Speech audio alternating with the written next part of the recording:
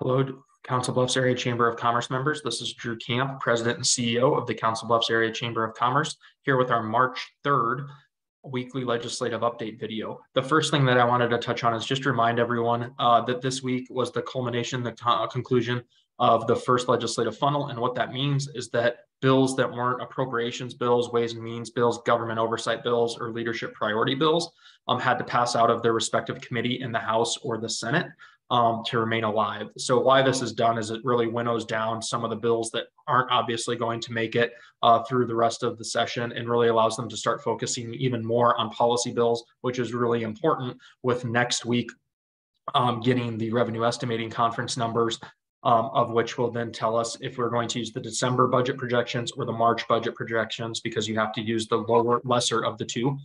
So that's going to be very important, because once you get those, then you start getting appropriations and budget targets locked into place. And then there's the next legislative funnel on March 31st, which those bills that aren't exempt have to pass through a different committee in their respective opposite chamber, the House or Senate, whichever they originally originated out of. So that's something that really also then winnows it down to really allow them to focus on those appropriations bills, ways and means bills, government oversight bills, leadership bills, and make sure that any of those other policy bills are really focused and are able to move in a kind of as orderly a fashion as they can. So I just wanted to give you a little bit of a rundown of what that means as far as funnel week to really kick things off. And we'll be talking about it again here at the end of March.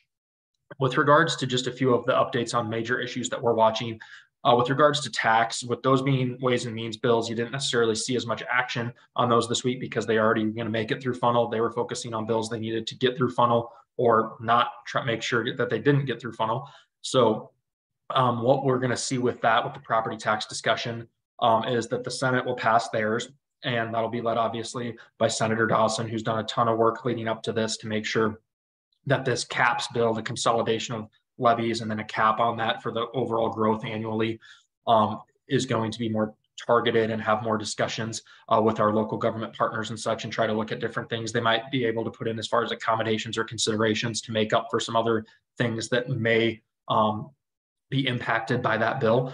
But what's going to happen is we'll see it move through Senate Ways and Means and then through the Senate, and then Representative Kaufman, who chairs the House Ways and Means Committee, will then kind of take that and see what he wants to do with it to kind of start moving that piece of legislation and perspective through the House as well. And the good news for us, obviously, is that Representative Segrist does sit on Ways and Means Committee. So that's something he will be able to keep us abreast of once it gets over to the House side as well.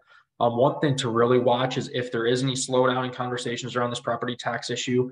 In March here this month, later this month, assessments are going to come out, and that is something that may prompt additional pressure and interest on the topic. So that's something that very much needs to be kept in mind as well. So we will continue to watch this issue as one of the biggest issues of the session, but also note that this is something that's going to take multiple sessions before anything would be fully implemented, similar to the income tax reforms that we saw. With regards to the MEGA program, which relates to $1 billion+ projects, of which would qualify for the MEGA site, for example, down in Mills County, that Mid-American and others are very instrumental in getting put on the map. That's something that we're going to continue to see get worked through the governor's office and have Director Durham working through the legislature and having conversations with them, just because it's a new concept. So we're going to have to just kind of wait and see on that, but we'll continue to make sure that we speak on behalf of it when appropriate, because as I said, even though the site is in Mills County, it very much would impact our workforce and our labor shed.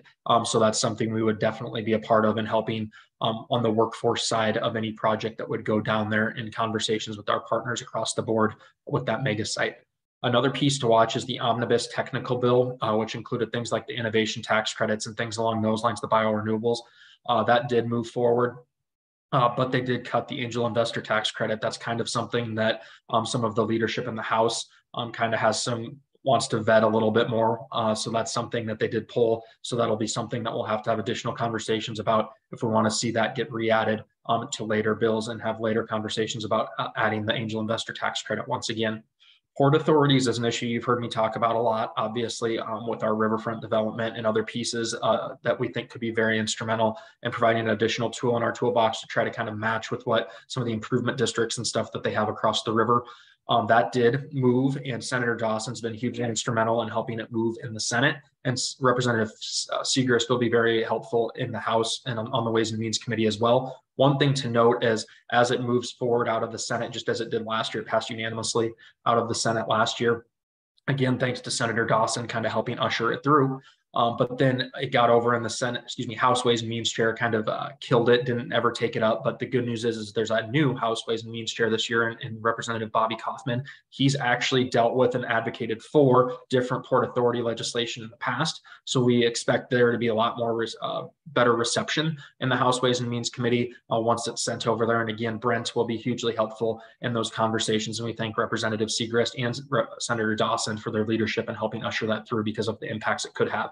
The one thing that I also want to note on that is obviously there's the tie into other states and how it could potentially have things on both sides of the river with the riverfront developments and things like that, for example. That is something that they're also having conversations with as far as how it can merge with other states' benefits to best leverage the tool. With regards to pipeline discussions and votes, that's something that, other chambers are having a lot more conversations about, frankly. We've kind of stayed out of it just because SIRE does not plan on utilizing the Summit carbon capture pipeline and things along those lines. So we haven't, frankly, had a reason really to be involved with it. But that's something that you heard a little bit of conversation about at the legislative roundtable last week. So we don't intend to be hugely involved in that conversation as we look at, folks obviously largely with the eminent domain and land rights, and then the ag land restoration concept as well being part of that. We'll continue to monitor it, but we don't anticipate ourselves being actively involved for or, advocating for or against that piece of legislation. There's also a piece of legislation that it's technical, but it's important, especially for a business advocacy organization, is the LLC filings at the state level. There needs to be an update. So just as you see other times where with taxes and other things like that, you need to pair it with the federal or whatever you need to do. Couple is what that used to be called, what we used to always talk about before some of the tax reforms kicked in and kind of fixed some of those problems.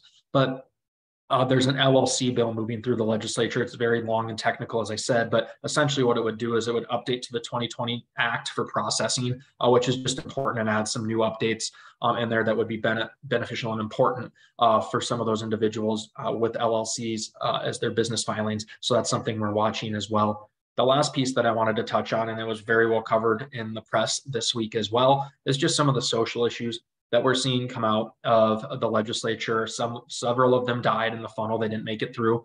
But some of the ones that we did see, for example, one of the big ones we did see is the Regent DE&I conversation move through.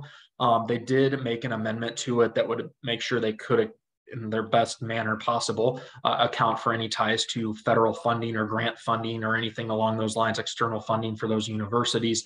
But that would be very hard to regulate and enforce as far as how you would monitor that or how you would make sure those concessions are made for any of those external funding. So that's something we're watching closely.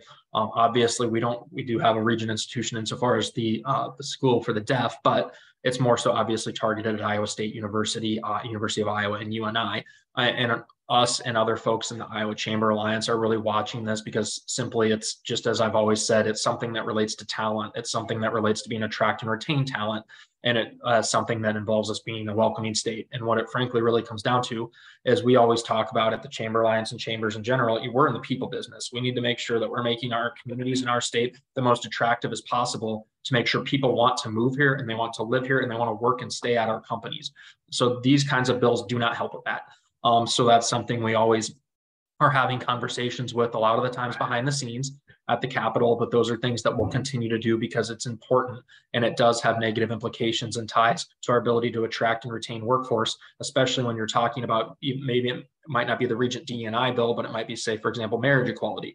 That's illegal in Nebraska. That's very easy to move across. If something was, for example, to happen with that and move forward, it'd be very easy for someone to decide that then all of a sudden, if that was not an option in Iowa, not saying that they will move it forward, but it very easily could just move them across the river to a state where it would be legal. So that has real ramifications for us when it looks at not only our workforce population, but also just our community population and tax base and ability to provide the amenities we need to as a community to all different sorts of members, whether it's public, private, or nonprofit.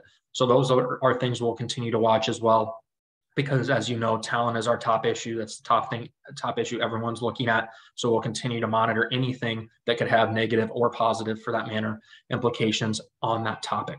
With that, I will end this week's legislative update and just again say thank you all so much for giving us the opportunity to serve you at the Council Bluffs Area Chamber of Commerce. It's a pleasure that we don't take lightly, and we really do appreciate the trust that you've put in us to serve you in that regard. So with that, I will end the legislative update for this week and look forward to talking to you again next week. Thank you for your time and have a nice rest of the day.